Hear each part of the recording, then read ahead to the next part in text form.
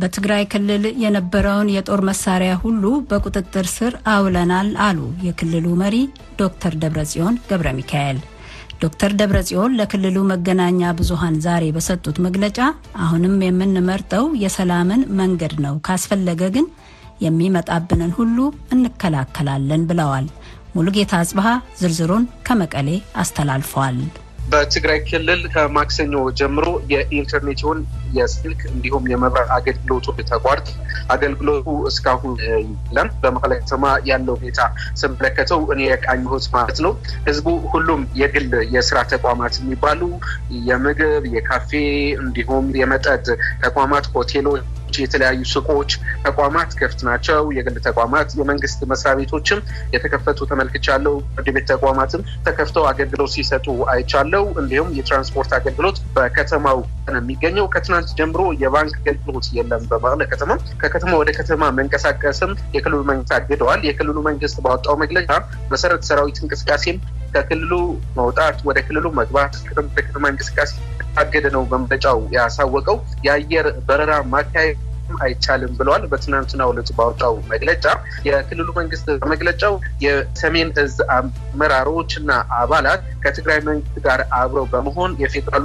መንግስት ተቃውመዋል፣ አብረው ደግሞ ተሰልፈዋል በማለት ነው የክልሉ መንግስት መግለጫ ያሳየው። ከአመራሮች ስለ ሁኔታው መረጃ ለማግኘት በተደጋጋሚ ጥረት እናደርግም ሰካም ከተታከላችም እንዲሁ ምክንያቱም ደግሞ በአሁኑ ጊዜ ያለው የስልክና የኢንተርኔት አገልግሎት መቋረጥ ነው። በአሁኑ ጊዜ በአንድ ተቋም የሳተላይት ኢንተርኔት የሚጠቀም አገልግሎት እነሱ ፈቅደውልኝ ነው ይህንን ሪፖርት ያቀረብኩ የምገኘው። ይህንን ሪፖርት ያቀረብኩ ያለሁት በዋትስአፕ ማለት ነው። የክልሉ መገናኛ ብዙሃን እንደዘገቡት በዛሬው ዕለት የክልሉ አስተዳዳሪ ዶክተር ደብረጽዮን ገብረ ሚካኤል መግለጫ ታዊ ጉዳዮች ላይ አስመልክቶም ወራሪ መስለ ዘሎ ነውዓልና እንመከላከል ዘለና ኩሉ ክባሃል ብስል ኩሉ አስባር አቆሰር ህዝብ መንግስት ትግራይ ናት በክልሉ የሚገኝ የሰሜን እዝ አመራርና አባላት ጋር በመተባበር ሁሉም የጦር መሳሪያ በክልሉ ያለውን በቁጥጥር ስር እንዲውል ችለዋል በማለት ነው የገለጹት ዶክተር ደብረጽዮን። የክልሉ መንግስት በፌደራል መንግስት እንደሚወረር ምልክቶች ይታዩ ነበር።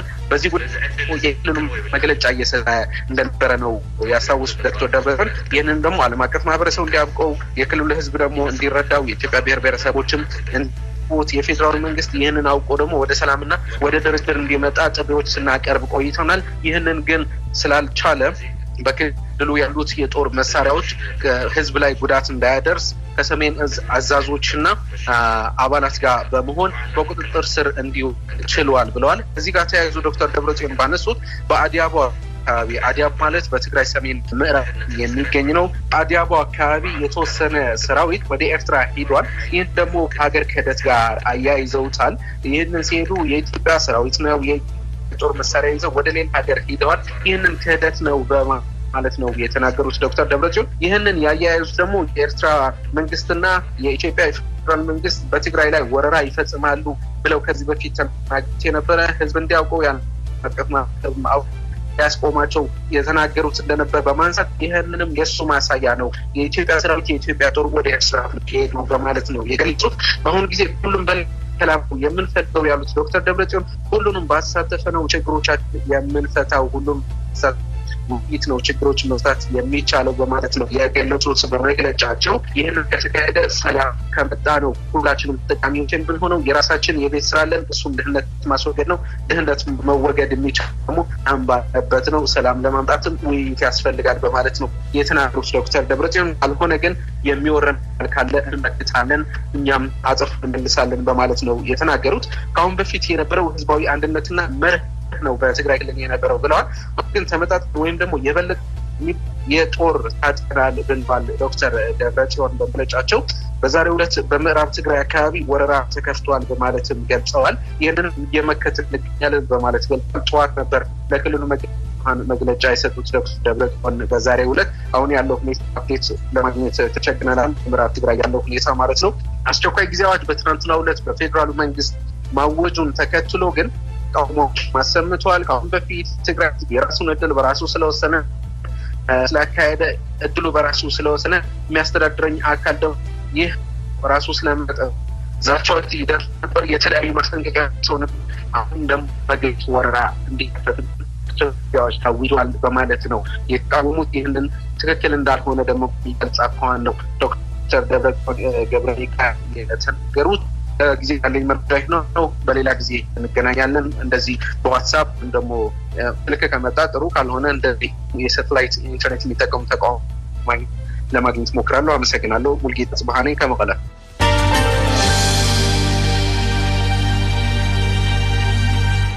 በአማራ ክልል አዋሳኝ በሆኑት በሶሮቃና ቅርቃር በተደረገ ውጊያ በርካታ የህወሓት ኃይል በሰላም እጁን መስጠቱን የአማራ ክልል ርዕሰ መስተዳድር ተናገሩ።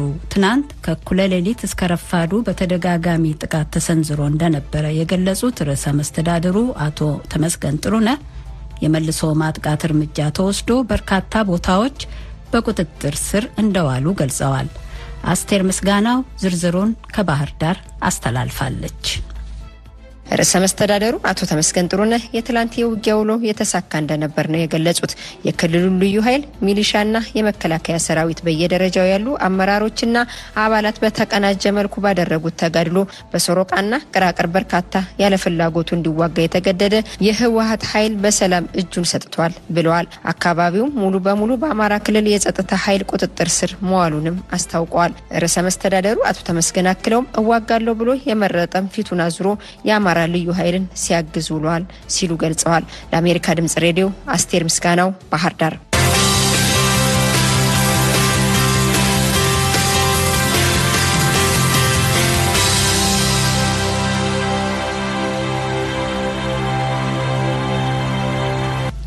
አስቴርን አመሰግናለሁ። ይህ በዚህ እንዳለ የጠቅላይ ሚኒስትር አብይ አህመድ እርምጃ ከትግራይ ክልል ጋር ወደ ተራዘመ ጦርነት ሊወስድ ይችላል የሚል ስጋት እንዳላቸው የዓለም አቀፉ የግጭት መፍትሄ አፈላላጊ ቡድን ICG ተንታኝ ዊሊያም ዴቪሰን ለቪኦኤ እንዲህ ሲሉ ገልጸዋል። The big danger here is this federal intervention to remove the TPLF leadership is not going to be at all easy. That's because ትልቁ አደጋ ፌደራል መንግስቱ የህወሓትን አመራር ለማስወገድ መግባቱ እንዲቀላል አይሆንም።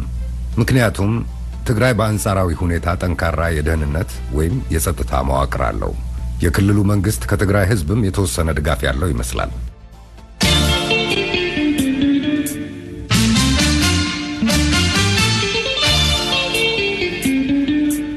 የምሽቱን ወቅታዊ ዘገባዎች ስንቀጥል በቤንሻንጉል ጉሙዝ ክልል መንግስት የለም በማለት ህገወጥ ተግባርን ለመፈጸም ሲንቀሳቀሱ የነበሩ 37 ግለሰቦችን ይዣለው ሲል የክልሉ ፖሊስ ኮሚሽን አስታወቀ። 30 የሚሆኑት የህወሓት አባላትና ባለሀብቶች ሲሆኑ 7ቱ ደግሞ የኦነግ ሸኔ አባላት ናቸው ብለዋል የክልሉ ፖሊስ ኮሚሽነር አብደልአዚዝ መሐመድ። በተመሳሳይ ሁኔታ በጋምቤላ ክልልም ብሔር ብሔረሰቦችን ለማጋጨት አሲረው ሲንቀሳቀሱ ነበር በሚል የተጠረጠሩ የህወሓትና የኦነግ ሸኔ የጥፋት ኃይሎች ናቸው ያላቸው 19 ግለሰቦች በቁጥጥር ስር መዋላቸውን የብሔራዊ መረጃና ደህንነት አገልግሎት አስታውቋል። ናኮር መልካ ተጨማሪ አለው። የቤኒሻንጉል ጉሙዝ ክልል ፖሊስ ኮሚሽነር አብዱልአዚዝ መሐመድ ዛሬ ረፋዱን ለሀገር ውስጥ መገናኛ ብዙሃን በሰጡት አጭር መግለጫ ነው መንግስት የለም በማለት ህገወጥ ተግባር ለመፈጸም ሲንቀሳቀሱ የነበሩ 37 ግለሰቦችን መያዛቸውን የገለጹት። ጽንፈኛ የሆኑ ሰዎች አሉ። ከዚህ በኋላ መንግስት የለም እያሉ ወጣቶች ለማደራጀት እቅድና እንቅስቃሴ ያላቸው ከዚህ በኋላ እናንተና እኛ እኩል ነን በምን ትበልጣኛለህ እኔም መንግስት ከሆንክ እኔም መንግስት ነኝ ግለሰብ ከሆንክ እኔም ግለሰብ ነኝ እያሉ ለመንግስት እውቅና ያለመስጠት እንደዚሁም ህገወጥ ተግባር ለመፈጸምና በራሱን የበላይነት የሚያደርጉ ሰዎች አሉ ማለት ነው። የዚህ አሱሳ ከተማ ብቻ ከህወሓት አባላት እንደዚሁም ከባለሀብቶች እና ከአመራሮች ወደ 30 ሰው በቁጥጥር ስር ውሏል እና ኦፕሬሽናችን ያሰፋን የምንሄድበት ሁኔታ አለ ማለት ነው።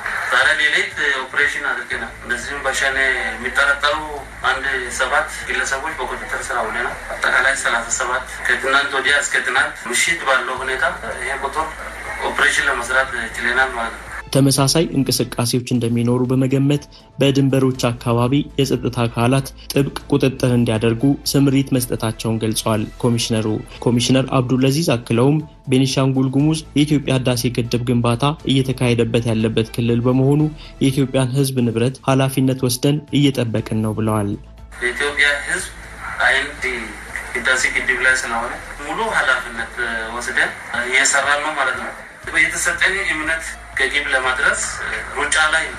ስለዚህ የድንበሮች አካባቢ እንቅስቃሴ በቅርበት እየተከታተልን ነው። በተመሳሳይ ሁኔታ በጋምቤላ ክልልም ብሔረሰቦችን ለማጋጨት አሲሮች ሲንቀሳቀሱ ነበር በሚል የተጠረጠሩ የህወሓትና ኦነግ ሸኔ የጥፋት ኃይሎች ናቸው ያላቸውን 19 ግለሰቦች በቁጥጥር ስር ማዋሉን ብሔራዊ መረጃና ደህንነት አገልግሎት ማስታወቁን የሀገር ውስጥ መገናኛ ብዙሃን ዘግበዋል። አገልግሎቱ ባወጣው መግለጫ እንዳመለከተው በክልሉ ብሔረሰቦች በማጋጨት አካባቢውን የትርምስ ቀጠና ለማድረግ አሲሮት የነበረው ሴራ ከሽፏል፣ ግለሰቦቹም በቁጥጥር ስር ውለዋል ብሏል።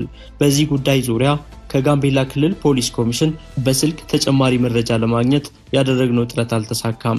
በመንግስት በቀረበው አቤቱታ ዙሪያ ምላሽ እንዲሰጡን መንግስት ኦነግ ሸኔ ብሎ የሚጠራቸው ራሳቸውን የኦሮሞ ነጻነት ጦር የሚሉት ሸማቂዎች ምዕራብ ዞን ቃል አቀባይ ቢሊሱማ ጉታን በስልክ ለማግኘት ያደረግነው ጥረት አልተሳካም። ከዚህ በፊት ከቃል አቀባዩ ጋር ባደረግነው ቃለ ምልልስ በኦሮሚያ ውስጥ እንጂ በሌሎች ክልሎች እንቅስቃሴ የለንም ሲሉ ገልጸው ነበር። በፌደራል መንግስትና ህወሓት መካከል ተፈጥሮ የነበረው አለመግባባት ሰሞኑን ወደ ግጭት ማምራቱ ይታወቃል። ለአሜሪካ ድምጽ ናኮር መልካ ካምቦ።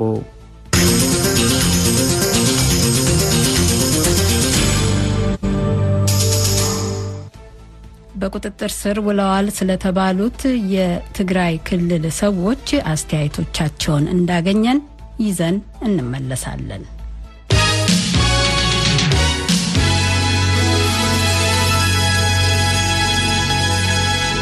በህወሓት ላይ የተወሰደው እርምጃ በሌሎችም የሀገሪቱ ክፍሎች የፖለቲካ ዓላማቸውን በኃይል ለማስፈጸም በሚንቀሳቀሱ ኃይሎች ላይም ሊወሰድ ይገባል ሲል ኢዜማ አሳሰበ። ሰራዊቱና ሌሎች የጸጥታ ኃይሎች በሚወስዷቸው የህግ ማስከበሪያ እርምጃዎች የሁሉንም ዜጎች ሰብአዊና ዲሞክራሲያዊ መብቶች ያከብሩ ዘንድም ጥሪ አቅርበዋል። መለስካቸው አመሃ ዝርዝሩን ይዟል። የኢትዮጵያ ዜጎች ለማህበራዊ ፍትህ ፓርቲ ኢዜማ ዛሬ ከቀትር በኋላ በዋና ጽህፈት ቤቱ በጠራው ጋዜጣዊ መግለጫ ያሰራጨው ጽሑፍ የሀገር ሰላምንና አንድነትን ለማረጋገጥ የሚወሰድ እርምጃ በፍጥነት እንዲጠናቀቅ ያሳስባል። ከዚያ በኋላም የሀገሪቱ ትኩረት ሙሉ ለሙሉ ዴሞክራሲያዊ ስርዓትን በመገንባት ላይ እንዲሆንም ይጠቁማል።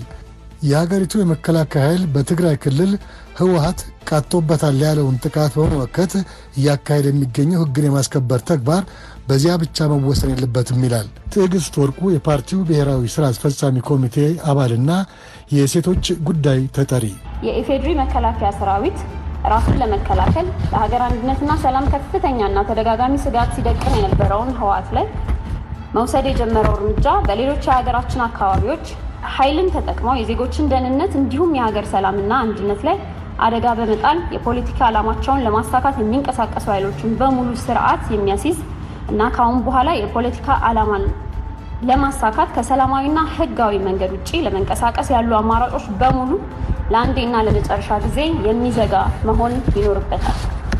ፓርቲው በአሁኑ ወቅት የሀገር መከላከያ ሰራዊቱ ለሚያከናውነው ተግባር የኢዜማ አመራር አባላትና መላው አባላት ያላቸውን ድጋፍም አረጋግጠዋል። ትዕግስት ወርቁም በሁሉም አካባቢዎች ችግር ሲያጋጥም አስፈላጊው መስዋዕትነት እየከፈለ የሚጠብቀን የሀገር መከላከያ ሰራዊታችን በዚህ ወቅት ከውጭ ጠላቶች ሀገርን የመከላከልና ከሀገር ውስጥ የጥፋት ኃይሎች ሀገርን የመታደግ ድርብርብ ከባድ ኃላፊነቶችን እንደተሸከመም እንረዳለን። ምንም እንኳን ተደራራቢና አስቸጋሪ ኃላፊነት ቢሆንም የተቋቋመበት ኃላፊነትና የተሰጠው ህገ መንግስታዊ ግዳጅ በመሆኑ እንደሚወጣው እናምናለን።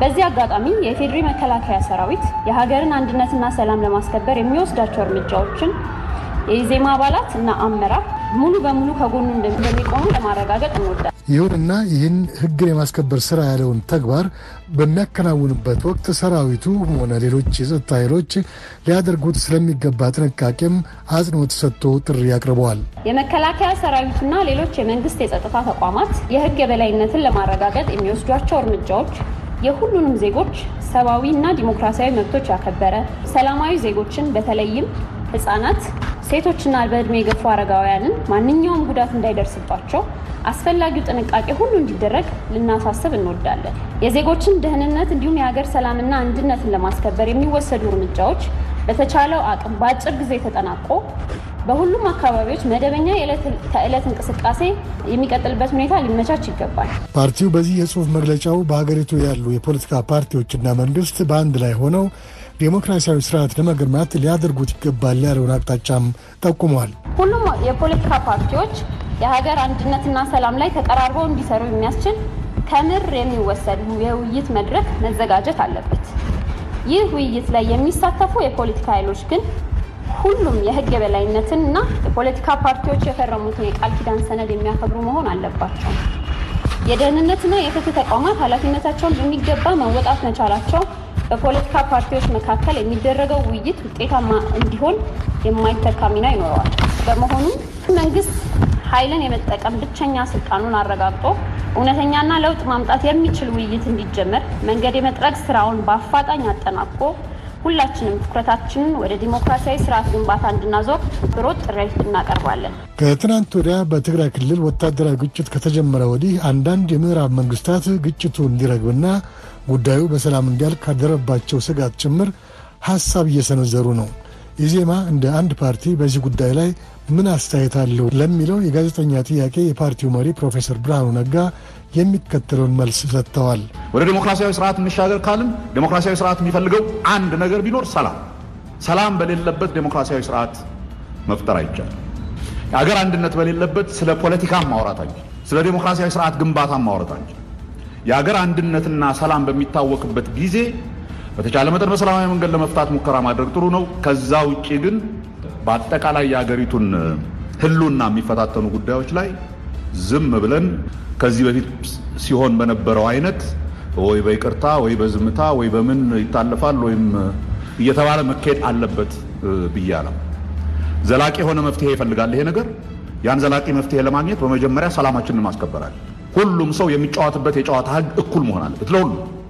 ለመንግስትም ሆነ ከመንግስት ውጭ ያሉ ፓርቲዎች በተቀመጠው የጨዋታ ህግ፣ ይሄ የጨዋታ ህግ ደግሞ በጋራ ያጸደቅነው የፓርቲዎች የጋራ ቃል ኪዳን አለ። ያንን ተከትለን ካልሄድን በቀር ማንም ድርጅት በፈለገ ጊዜ እንደፈለገ በሚሆንበት ሁኔታ ወይም ፈረንጅ መጥቶ የለም አንድ ግጭት ሲነሳ ተረጋጉ ሁሉ ነገር ተው ይሉናል በሚል የሚከድበት ነገር አለ። አይ ቲንክ በዚህ ላይ በጣም ግልጽ መሆን ያለበት ይመስላል። የፓርቲው አመራር አባላት ለሌሎች ተመሳሳይ ጥያቄዎችም መልሶች ሰጥተዋል። መለስካቸው አምሃ ለአሜሪካ ድምፅ ሬዲዮ ከአዲስ አበባ። የደቡብ ክልል ምክትል ርዕሰ መስተዳድር አቶ ርስቱ ይርዳው እኔ ያልመራሁት ሀገር መፍረስ አለበት በሚል ተደጋጋሚ ጥቃቶች በኢትዮጵያ ሕዝብ ላይ ሲያደርስ የነበረው ህወሓት ሕዝቡን የሚጠብቅ የመከላከያ ሰራዊት ላይ በእብሪተኝነት ጥቃት መፈጸሙ ከኢትዮጵያ ስነ ልቡናና ሞራል የማይጠበቅ እኩይ ተግባር ነው ሲሉ ተናገሩ። የሲዳማ ክልል ርዕሰ መስተዳድር አቶ ደስታ ሌዳሞ በበኩላቸው ተስፋ የቆረጠው ህወሓት በመከላከያ ሰራዊት የጦር ካምፕ ላይ የፈጸመው ኢሰብአዊ ድርጊት ሀገር ለማፍረስ የሚደረግ ግልጽ ሙከራ ነው ሲሉ ተናግረዋል። የሐዋሳው ዘጋቢያችን ዮናታን ዘብዲዮስ ዝርዝሩን አድርሶናል። አቶ ርስቱ ይርዳው በሰጡት መግለጫ እንዳሉት ህወሓት ባለፉት ዓመታት ሀገሪቱን እየመራ በነበረበት ወቅት በሀገሪቱ ላይ በፖለቲካ በኢኮኖሚና በማህበራዊ ጉዳዮች አያሌ በደሎችን አድርሷል። ህወሓት መንግስት ከዚህ በፊት ያቀረበውን የሰላም ጥሪ ወደ ጎን በመተው በሀገሪቱ በተለያዩ አካባቢዎች አለመረጋጋትና ትርምስ እንዲኖር ሲሰራ እንደነበረም ተናግረዋል። በታሪካችን አዲስ የሆነ የፖለቲካ አስተሳሰብ ሲራመድ ቆይቷል። በዚህም በተደጋጋሚው መላው ኢትዮጵያውያን በተለይ ደግሞ ለውጡን እየመራ ያለው መንግስትና ፓርቲ ለሁሉም ኢትዮጵያውያን ጥሪ አቅርቧል። ህወሓትን ጨምሮ ያለፉት ችግሮችን በጋራ በውይይት እያረምን መልካሞቹን እየተቀበለን እያጎለበትን የነበሩ ድክመቶችን ደግሞ እያረምን ኢትዮጵያን እንገንባ።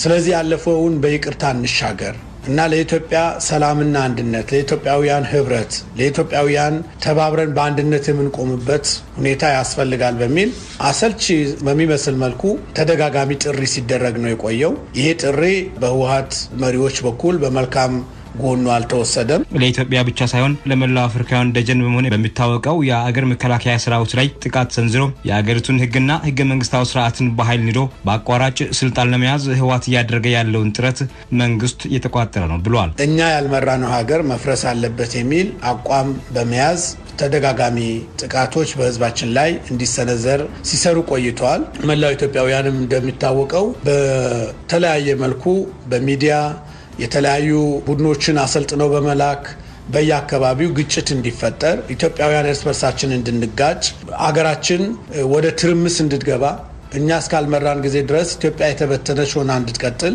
ብለው አቅደው ሲሰሩ የቆዩበት ሁኔታ ነው የነበረው። በዚህም በርካታ ዜጎቻችን ህይወት አጥተናል። የአካል ጉድለት አጋጥመዋል። ንብረት ወድመዋል። ኢትዮጵያ በደቀቀው ኢኮኖሚዋ ላይ ዳግም ችግር ውስጥ እንድትወድቅ ያለመታከት ሲሰሩ ቆይተዋል። ስለዚህ ይሄ በጣም የሚያሳዝን ከኢትዮጵያዊ አስተሳሰብ ካለው ሰው የማይጠበቅ ተግባር ነው። የሱዳማ ክልል ፕሬዝዳንት አቶ ደስታ ሌዳሞ በበኩላቸው ተስፋ ቆርጧል ያሉት የህወሓት ቡድን በመከላከያ ሰራዊት የጦር ካምፕ ላይ የፈጸመው ኢሰብአዊ ድርጊት ሀገር ለማፍረስ የሚደረግ ግልጽ ሙከራ ነው ብሏል። የፌደራል መንግስት በተደጋጋሚ ጊዜ የሚፈጸመውን ሀገር አፍራሽ ተግባሩን በመመከት እስከዛሬ የቆየ ቢሆንም ህወሓት በሰሜን እዝና በአማራ ክልል ላይ ጥቃት በማድረስ ጦርነቱን አስጀምሯል ነው ያሉት። የሀገር መከላከያ ሰራዊትም የሀገሪቱን ሉዓላዊነትን የመጠበቅና የማስጠበቅ ኃላፊነቱን ለመወጣት ጥቃት የተፈጸመባቸውን አካባቢዎች በመቆጣጠር ጽንፈኛውን ቡድን የመደምሰስ ስራ እየሰራ ይገኛል ብሏል። በተለያዩ የሀገሪቱ ክፍሎች የሽብር ጥቃት ተፈጽሞ የነበሩ ኃይሎች በሲዳማ ክልል ቦታ እንዳይኖራቸውና ምንም አይነት ኮሽታ እንዳይሰማ በንቃት የተከታተለን በሀገሪቱ የተጋረጠባትን ማስቸጋሪ ሁኔታ ከመላው ኢትዮጵያ ህዝቦች ጋር በመሆን እንሻገራለን ብሏል። በጽሁፍ ለቪኦኤ የተላከው የሲዳማ ክልል ፕሬዝዳንት የአቶ ደስታ ሌዳሞ አንድ ገጽ መግለጫቸው የደቡብ ክልል ምክትል ርዕሰ መስተዳድር አቶ ርስቱ ይርዳውና የሲዳማ ክልል ፕሬዝዳንት አቶ ደስታ ሌዳሞ የጥፋት ኃይሎች በየአካባቢው እየተነሱ ያሉ የህዝብ ጥያቄዎችን ሽፋን በማድረግ የሽብር ተግባራትን በመፈጸም ብሔርን ከብሔር ጋር በማጋጨት ሀገሪቱ እንዳትረጋጋ አጀንዳ ቀርጸው ስለሚንቀሳቀሱ ህዝባችን ከመንግስት ጎን የአካባቢውን ሰላም ደህንነትና ሀብት ንብረቱን እንዲጠብቅ ማሳስበዋል። የሁለቱ ክልል መንግስት መሪዎች በየትኛውም የሀገሪቱ አካባቢዎች የሚፈጸሙ ጥቃቶችን እንደሚያወግዙ ገልጠው ሀገራችን አንድነቷ ተጠብቆ ዜጎች በሰላም ወጥተው በሰላም እንዲገቡ ከምንም ጊዜ በላይ በትኩረት እንሰራለን ብለዋል። ለአሜሪካ ድምጽ ራዲዮ ዮናታን ዘብዲዮስ ሐዋሳም። የራሱን ሰራዊት የሚከብ የክልል መንግስት በዓለም ታይቶ አይታወቅም ያሉት የኢትዮጵያ የጦር ኃይሎች ምክትል ጠቅላይ ኤታማዦር ሹም ጀነራል ብርሃኑ ጁላ ህወሓትን በክህደት ወንጅለዋል። ሰራዊቱ የህወሓትን ከበባ በከፍተኛ ጀግንነት መመከቱንና እየመከተ መሆኑን የገለጹት ጀነራል ብርሃኑ በከበባ እጅ እንዲሰጥና ወደ እነሱ እንዲገባ ያደረጉት ጥረትም አልተሳካም ብለዋል። መከላከያ ኃይሉ ህዝብ እንዳይጎዳ ጽንፈኛ ኃይሉን ለይቶ ለመምታት በጥንቃቄ እየተንቀሳቀሰ ነው በማለትም አብራርተዋል። በተያያዘ ዜና ህወሓት በትግራይ ክልል በሚገኙ የኢትዮጵያ መከላከያ ሰራዊት ካምፖች ላይ ጥቃት እንደፈጸመ የሚገልጹ ሪፖርቶች በእጅጉ ያሳሰቧቸው መሆኑን የዩናይትድ ስቴትስ የውጭ ጉዳይ ሚኒስትር ማይክ ፖምፔዮ ገልጸዋል። ከአዲስ አበባ እስክንድር ፍሬው ዝርዝሩን ይዟል። ዛሬ በመከላከያ ሚኒስቴር የተሰጠው የፊት ለፊት መግለጫ በፌዴራል መንግስቱና በህወሓት መካከል የነበረው ፍጥጫ ወደ ጦርነት ከተቀየረ በኋላ የመጀመሪያው ነው። መግለጫውን የሰጡት የኢትዮጵያ ጦር ኃይሎች ምክትል ጠቅላይ ኤታማዦር ሹም ጀነራል ብርሃኑ ጁላ ከማክሰኞ ምሽት ጀምሮ የሆነውን ለጋዜጠኞች አብራርተዋል። ማክሰኞ ማታ 4 ሰዓት ላይ የሰሜን እዝ ሰራዊታችን በያለበት ያልተጠበቀ ያልታሰበ ጥቃት ተፈጽሞበታል። ጥቃት የፈጸመበት ኃይል የውጭ ወራሪ አይደለም፣ ወይም ደግሞ ታጥቆ ሸፍቶ ከመንግስት ጋር የሚጋጭ ኃይል አይደለም። የኛው የራሳችን መንግስት አካል የሆነው የትግራይ ክልላዊ መንግስት ሰራዊቱ እየጠበቀ ያለው መንግስት፣ ሰራዊቱ መንግስቴ ነው የሚለው መንግስት፣ ህዝቡ የኔ ነው የሚለው መንግስት ውስጥ ያሉ የተወሰኑ ጽንፈኛ ኃይሎች ኃይል ሲያደራጁ ቆይተው ያላቸውን የፖለቲካ ልዩነት በፖለቲካ ይፈታሉ ተብሎ እየተጠበቀ በነበረበት ወቅት እሱን ትተው 20 ዓመት ሙሉ የቀበሮ ጉድጓድ ውስጥ ገብቶ የትግራይን ህዝብ እና የኢትዮጵያን ህዝብ ክልላዊ መንግስት ጭምር የሚጠብቀውን የሰሜን እዝ የሚባል የጦር ክፍል ወረራ የተፈጸመበት ሁኔታ ነው ተከስተው። የኢትዮጵያ የመከላከያ ሰራዊት ግን ጥቃቱን በጀግንነት መክቷል ሲሉ ነው ጄኔራሉ የተናገሩት። ሰራዊታችን ደግሞ በከፍተኛ ሁኔታ ተከቦ እጅ ስጥ ትጥቅ አስረክብ ተብሎ እያለ ለዛ ስላልሆነ ያልተደራጀው ቃለ መሃላ ያለው ስለሆነ እንደዛ ተፍረክርኮ ትጥቁን አስረክቦ እጁን ሰቅሎ ወደ እነሱ የሚገባ መስሏቸው ነበር። ሰራዊታችን ግን በከፍተኛ ጀግንነት መክቷቸዋል፣ እየመከታቸው ይገኛል። አሁን እያደረግን ያለነው ይህንን ሰራዊታችንን ለማገዝ በተለያየ አቅጣጫ ሌላው የቀረው የመከላከያ ሰራዊታችን ወደዛ ቀጠና እየተንቀሳቀሰ ይገኛል። ተንቀሳቅሶ የደረሰውም ይህን ኃይል ለመታደግ ስራ እየሰራ ያለበት ሁኔታ ነው ያለው። ጥቃቱን የፈጸመው ገዢ መደብ የነበረና ገዢ መደብነቱን ያጣ አካል ነው ያሉት ምክትል ኤታማዦር ሹሙ የትግራይ ህዝብ ግን ተግባሩን እየተቃወመ ነው ብለዋል። የኢትዮጵያን የመከላከያ ሰራዊት እንዲከብ ግዳጅ የተሰጠው ኃይል ሳይቀር ውጊያውን እየተቃወመ ነው በማለትም አክለዋል። ሰራዊቱም ለነዚህ በግዳጅ ለተሰለፉ ወገኖች ሳይቀር አጋርነቱን እያሳየ ነው ይላሉ። የቆሰሉትን እያነሳን ወደ ሕክምና እያመጣናቸው ነው። አስገድዷቸው ወደ እሳት ያስገቧቸው ናቸው። አንዳንዶቹም እያመለጡ ወደ ወገን እየመጡ ነው ያሉት። እየተካሄደ ያለው ጦርነት የትግራይን ህዝብ አይወክልም ብለዋል ምክትል ኤታማዦር ሹሙ በዛሬው መግለጫቸው። የአንድ ጠባብ ገዢ ቡድን ፍላጎት ለማሟላት ተብሎ እየተደረገ ያለ የጽንፈኛ ኃይል ጦርነት ነው። ይህን ጦርነት ደግሞ መከላከያ ኃይላችን ይመክተዋል። ምንም የትም የሚደርስ አይደለም።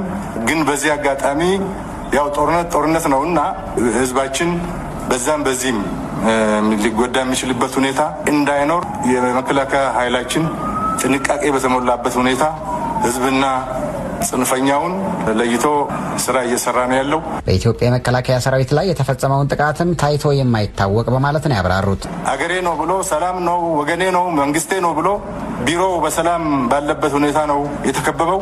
በጣም ክህደት ነው። በኢትዮጵያ ታሪክ ታይቶ የማይታወቅ ነገር ነው የተፈጸመው። በዓለም ታሪክም እንደዚህ አይነት ታይቶ አይታወቅም። ራሱ ያቋቋመውን ራሱ ያደራጀውን እሱን ሉዓላዊነት የሚጠብቀውን ሰራዊት የሚከብ የክልል መንግስት ታይቶ አይታወቅም። የመጀመሪያ ሆኖ ልንመዘግበው እንችላለን በሀገራችን ታሪክ። ሀሳባቸውን በትዊተር ገጻቸው ያሰፈሩት የዩናይትድ ስቴትስ የውጭ ጉዳይ ሚኒስትር ማይክ ፖምፒዮ የጥቃቱ ዜና እንዳሳሰባቸው ገልጸዋል። ህወሓት በትግራይ ክልል በሚገኙ የኢትዮጵያ መከላከያ ሰራዊት ካምፖች ላይ ጥቃት እንደፈጸመ የሚገልጹ ሪፖርቶች በእጅጉ አሳስበውናል ነው ያሉት። ሰላምን ለመመለስና ውጥረቱን ለማርገብ አፋጣኝ እርምጃ እንዲወሰድም አሳስበዋል። ለአሜሪካ ድምጽ ሬዲዮ እስክንድር ፍሬው ከአዲስ አበባ።